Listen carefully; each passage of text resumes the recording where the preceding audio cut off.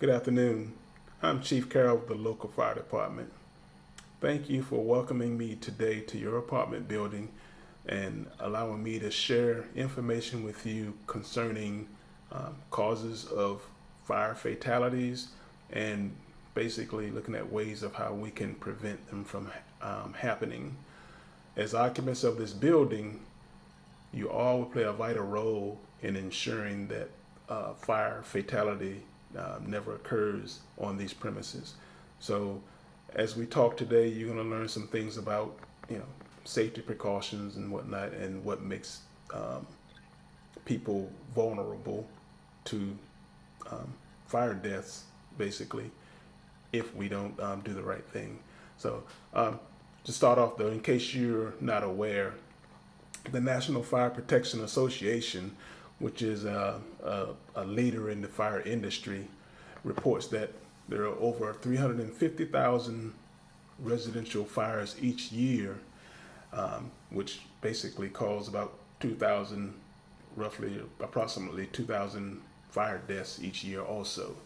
Um, there are various causes of death related to fires.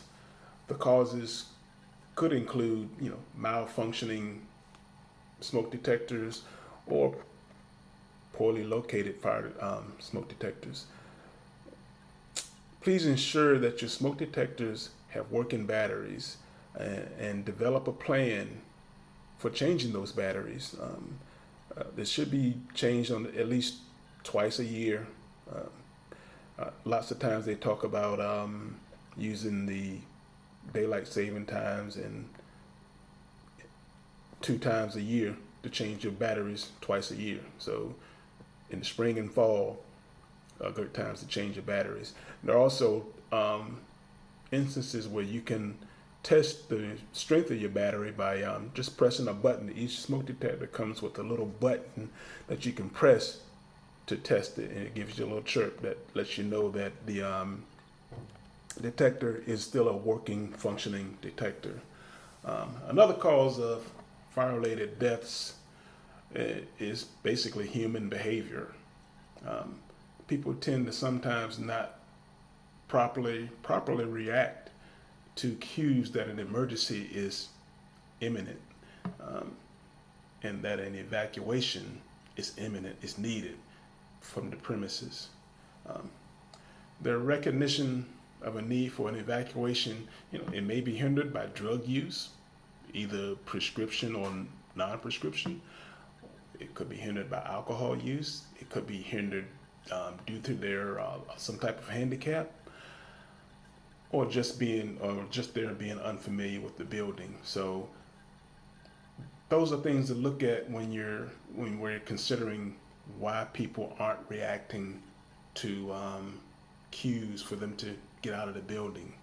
Um, the sound or visual effects from a smoke detector gives notice of a possible fire, and that's the time when you need to start reacting.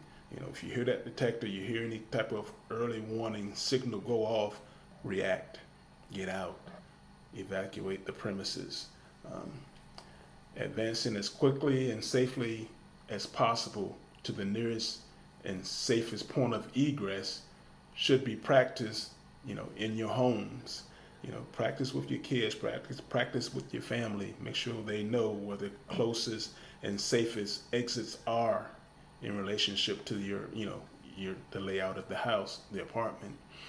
Um, so to combat those numbers in fatalities, we all need to do our part. Um, I want each of you to take this information that I share with you today, take it back to your family, take it back to your friends, and share it. And by you sharing this information, that's going to ensure that we do our part to reduce the fire-related deaths in residences. I thank you for your time today. Are there any questions? All right, thank you. We'll have a great day.